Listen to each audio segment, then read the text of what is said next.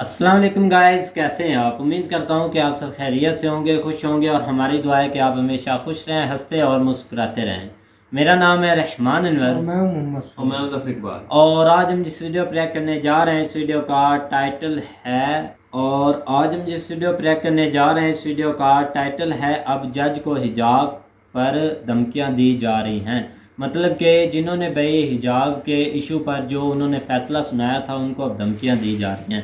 तो चलो सबसे पहले वीडियो देखते हैं। अगर वीडियो पसंद आए तो लाइक सब्सक्राइब जरूर कीजिएगा और कमेंट में अपनी राय का इज़हार जरूर कीजिएगा। तो चलो वीडियो करते हैं शुरू। मुझसे शोएब ने सवाल का जवाब मांगा था। अमीश भाई, सवाल का जवाब यह है, अगर डॉक्टर सैयद रिजवान अहमद देश का गृह मंत्री होता तो शाहीन बाग पर पतलून उतार कर शोएब के पिछवाड़े 10 डंडे मार के इसका पिछवाड़ा लाल कर देता सीए के टाइम पर। सुनिए, थोड़ी देर पहले रिजवान बोल रहे थे कि जो इस्लाम में रिफॉर्म किया, चेंजेस की बात करते हैं उसको मुनाफिक बोलते हैं। रिजवान को ये पता होना चाहिए कि 1400 साल पहले जो हमारे नबी ने बताया था, जो कुरान नाजिल हुई थी, हम उसमें कोई चेंजेस नहीं लाते, क़यामत तक वही रहती है। और वाकई उसमें जो चेंजेस की बात करते हैं, जो रिफॉर्म की बात करते हैं, उसे मुनाफिक ही बोलते हैं। रिजवान एक मुनाफिक है, अमीना शेरवानी एक मुनाफिक है और वो मुसलमान है ही नहीं। अमीना शेरवानी की अगर हम बात करेंगे तो वो एक मुसलमान नहीं है, वो नेशनल टेलीविजन पर झूठ बोल रही है, वो एक एथिस्ट है, वो खुदा को मानती ही नहीं है। उसके लिए क्यों ना तस्लीम रहमानी रिस्पॉन्ड। ठीक है, 30 सेकंड रिस्पॉन्ड तस्लीम रहमानी।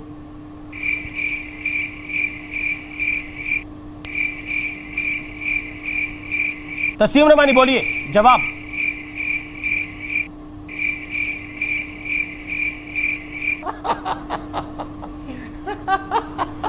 ओके शोएब। हेलो, नमस्कार, सत श्री अकाल, अस्सलाम वालेकुम। कैसे हैं जनाब। तो उम्मीद है आप लोगों की होली अच्छी बनी होगी, सेफ बनी होगी। दोस्तों, आप लोगों को पता होगा कि कर्नाटका हाई कोर्ट के सम्मानित जजेस को इस बात पर धमकी दी गई क्योंकि उन्होंने हिजाब छात्राओं को हिजाब पहनने की अनुमति स्कूल में क्लास में नहीं दी। तो इस पर हुआ एक डिबेट कि आज़ादी चाहिए कट्टरता से। तो जब मेरी बारी आई तो दोस्तों, मुसलमानों की कट्टरता को लेके मैं ये बोला, जो कट्टर नहीं वो मुसलमान नहीं, जो कट्टर नहीं वो मुसलमान नहीं। ये एक लाइन पकड़ के चलिए आप पूरे जिंदगी। और जो रिफॉर्म हो गया वो इनके हिसाब से इस्लाम नहीं। ये दूसरी लाइन पकड़ लीजिए, बिल्कुल लाख रुपए की बात कर रहा हूं, लाख रुपए भिजवा दीजिएगा। जो कट्टर नहीं वो मुसलमान नहीं और जो रिफॉर्म हो गया इनके हिसाब से वो इस्लाम नहीं। दूसरी बात, जब भी आप किसी मान्यता, किसी सोच को में बदलाव करना चाहते हैं या उसको रिफॉर्म करना चाहते हैं तो हर धर्म, हर मजहब में उसका विरोध करने वाले लोग होते हैं। अमीश भाई, हम मुसलमानों में और बाकियों में क्या फर्क है? पहला, ऐसे कट्टरवादी लोग जो अपनी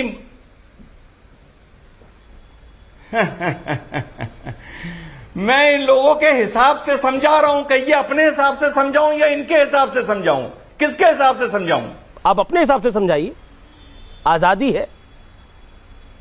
अपने हिसाब से तो चलिए समझा देता हूं। जो कट्टरवाद है वो हम लोगों का बाकियों से इस तरह अलग है अमीश भाई कि हमारे यहां एक तो कट्टरवादियों की गिनती ज्यादा है, दूसरा हमारे कट्टरवादियों को हमारे बुद्धिजीवी प्रोटेक्शन देते हैं, कवर फायर देते हैं।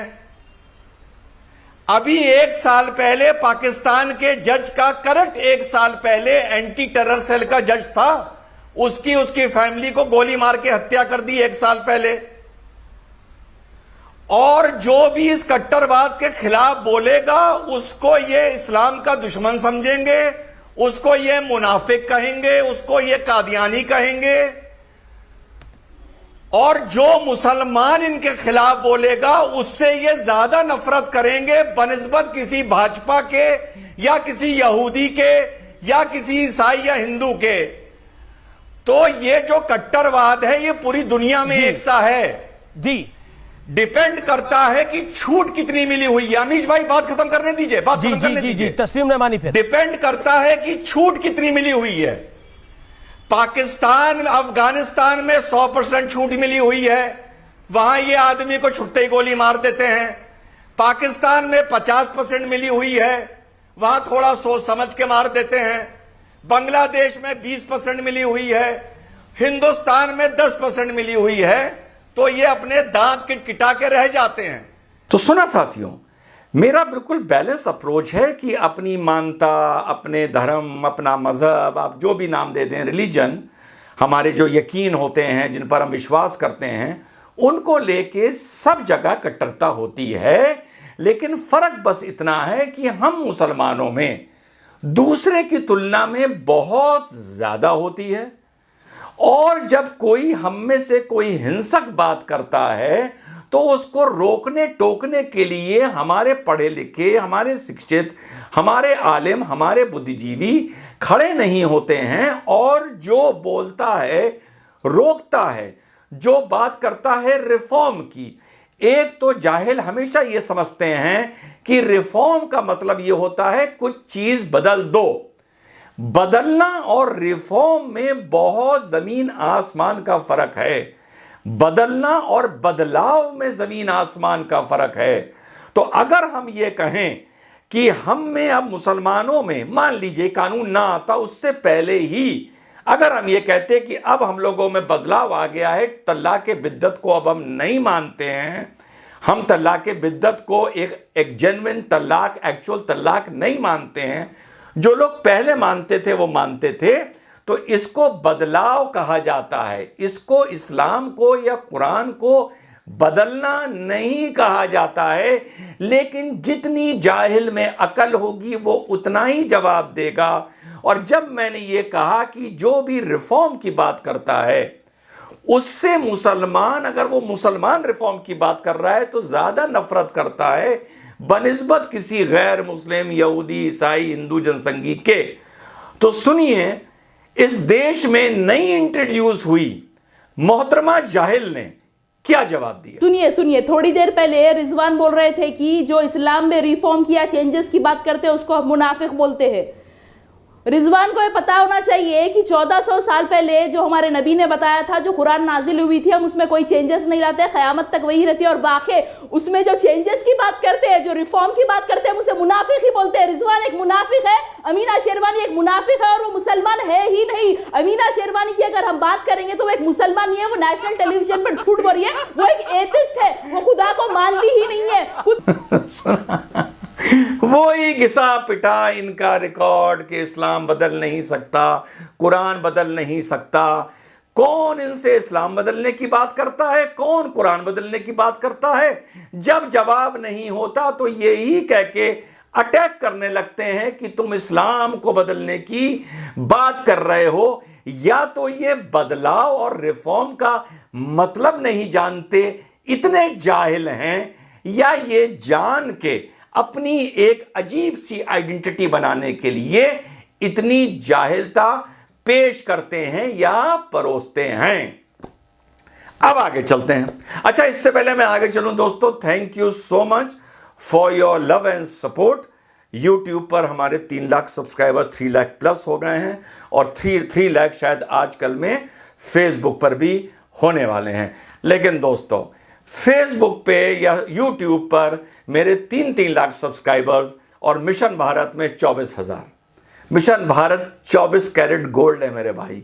सब्सक्राइब करो, और उसके से जुड़ के आज हमने शॉपिंग की है बच्चों के लिए, उसका हमने एक वीडियो, एक छोटा सा अंश दिखा रहा हूं, मिशन भारत के चैनल पे डाला है।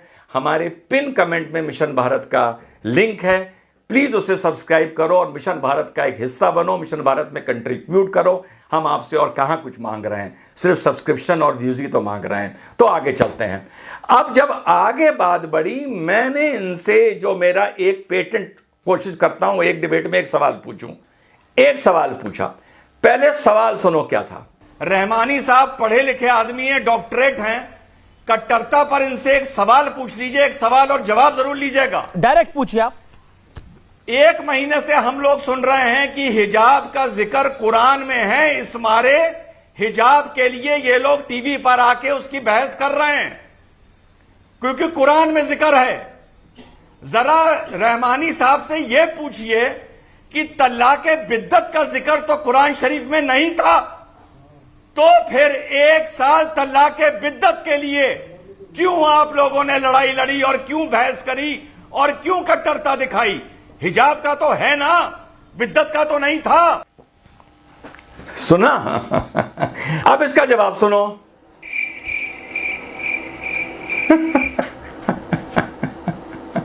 झिंगर बोलने लगे। उसके लिए क्यों लड़े? तस्लीम रहमानी रिस्पॉन्ड। ठीक है, 30 सेकंड रिस्पॉन्ड। तस्लीम रहमानी।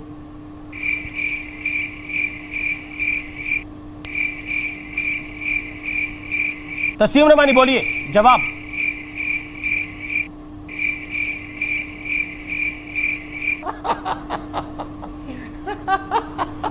ओके, शोएब जमाई कुछ कहना चाहते। पिछली बार भी बोले थे।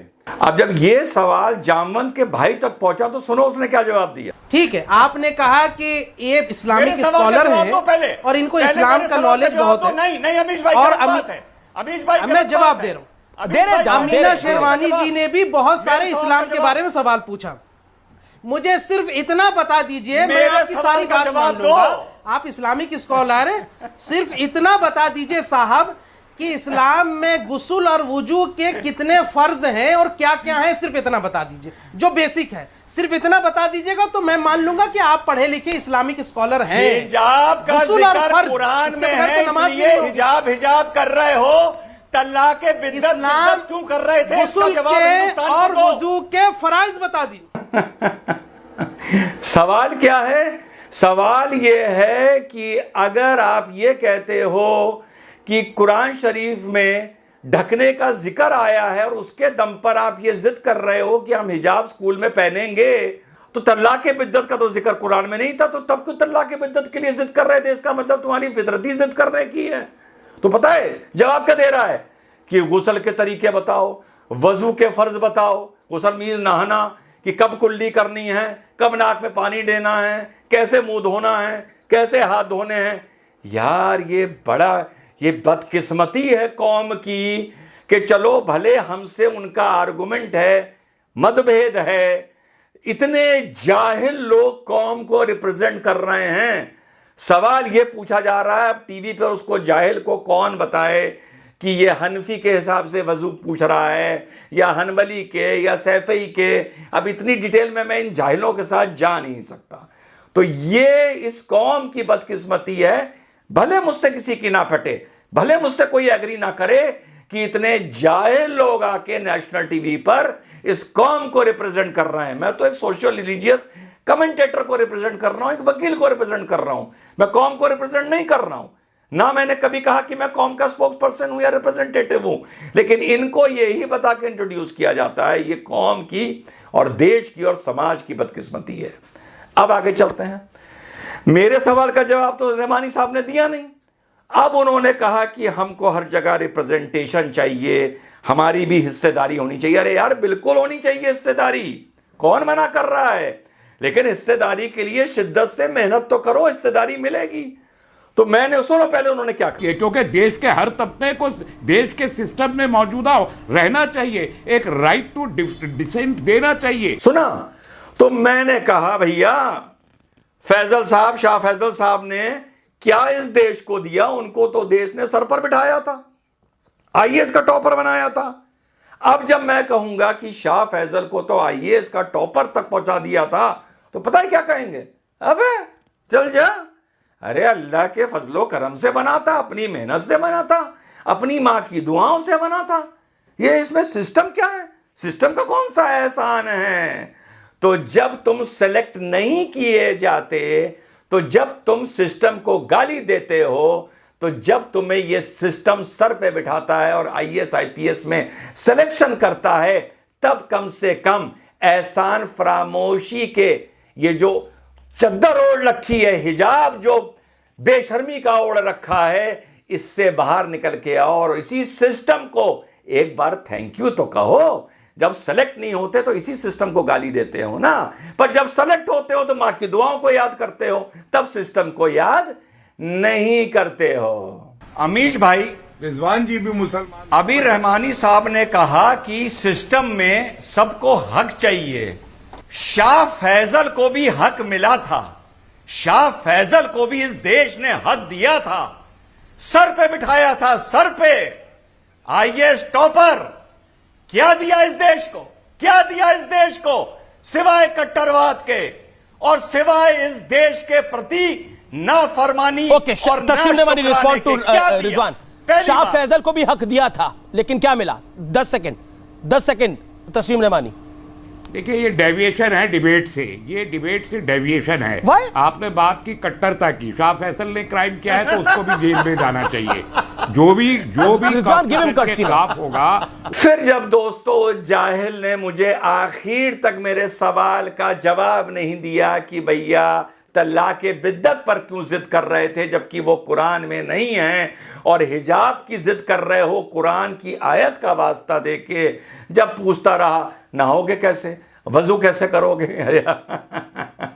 तो मैंने भी दिल खोल के अपने मन की बात उसके सामने रख दी। मुझसे शोएब ने सवाल का जवाब मांगा था। अमीश भाई, सवाल का जवाब यह है, अगर डॉक्टर सैयद रिजवान अहमद देश का गृह मंत्री होता तो शाहीन बाग पर पतलून उतार कर शोएब के पिछवाड़े 10 डंडे मार के इसका पिछवाड़ा लाल कर देता सीए के टाइम पर। जय हिंद, वंदे मातरम, खुदा हाफिज। हाँ जी गाइस, तो जैसा कि आप वीडियो देख रहे थे तो हिजाब का मामला भाई अभी तक कहाँ थमा है, थम तो गया है, मतलब कि जो कोर्ट से आना था फैसला वो तो खैर आ गया। अब जो फैसला आया वो आप सब ने, वो तो सबको पता था, कब इन्होंने हक में फैसला दिया मुसलमानों के, वो आपने भी सुना भाई, हमने भी सुना। और अब ये है कि धमकियां दी जा रही हैं उनको, भाई जो फैसला आना था आ गया, अब धमकियां देने से गया होता, कुछ भी नहीं होता। शुरू से अगर पता था तो ऐसा भाई कोई काम करने नहीं चाहिए कि किसी ने नहीं ऐसे डिबेट में कुछ धमकियां नहीं है। वो मौलवी ने ठीक बोला यार, लेकिन इसकी हर वीडियो में आपने देखा होगा कि ये जायल है, वो जायल है, फलाना जायल है, धमकाना जायल है, लेकिन पता नहीं ये साहब कौन है, बहुत पढ़े लिखे हुए। अगर इतना होता तो उसको वजू और गुस्ल के फ़राइज़ बता देता। उसका तो सिंपल सा सवाल अगर जवाब, यार इतना मामला हुआ है, लेकिन ये इतना बड़ा मुद्दा भी बना है, मामला भी है, जहाँ पर इस बंदे ने कभी एक मुंह से हमने लफ्ज़ निकाला है भाई इंडिया इधर रॉन्ग था, इस पर आपको अलाउ को दाद देनी पड़ेगी। कम से कम उसने गलती तस्लीम तो की थी, लेकिन जो उसके बाद उसका असर हुआ वो तो सबने देखा। लेकिन खैर टॉप इंडिया से निकाल दिया गया। नहीं, इंडिया से कोई नहीं निकालता भाई मेरे, किसी को कहीं से नहीं निकालता। अच्छा, ऐसे ही है ना, आप के जो पाकिस्तान के थोड़ी सी हक में बोलता है ना, उसका इंडिया में जो असर होता है आपको नहीं पता। संजय दत्त ने पता नहीं मुशर्रफ के साथ वो जिम में छोटी से एक मुलाकात ही की थी, सोशल मीडिया पर पिक्चर वायरल होगी, इधर आपके इंडिया से धमकियाँ देने लग पड़े, ये दहशतगर्द है, इसको निकालो। इतने बरास कार्ड थे उसके, भाई कैंसिल हो गए, वो आप मशहूरी नहीं दे सकता। क्या है इनके अंदर, क्या छुपा है? इंसानियत छुपी हुई है, ये कोई बंदे हैं? ऐसे ही है ना, वो उधर से प्लेयर आया कबड्डी खेलने, उसको 3 लोग इधर लगे आए, भाई उन्होंने ग्राउंड में ही उनको संदीप को ठोक दिया, उनको उसका जिस्म छल्ली कर दिया गोलियों से मार मार कर। किसी ने एक्शन लिया था? कहाँ गई इनकी सिक्योरिटी, कहाँ गई इनकी इंसानियत? वो इंग्लैंड में रहता था संदीप, इधर खेलने आया था मैच इंडिया में। अच्छा भाई, बड़े ग्राउंड में उसको मार दिया। हिजाब के मामले पर आए ना, वो तो बाद में डिस्कस करेंगे। हिजाब के मामले आपको ये बोल रहा हूँ कि ये हमने मुल्क में इतना आज़ाद नहीं कि दूसरी कंट्री के हक में बोल सकें कि उसने अच्छा काम किया, उसने बुरा काम किया है।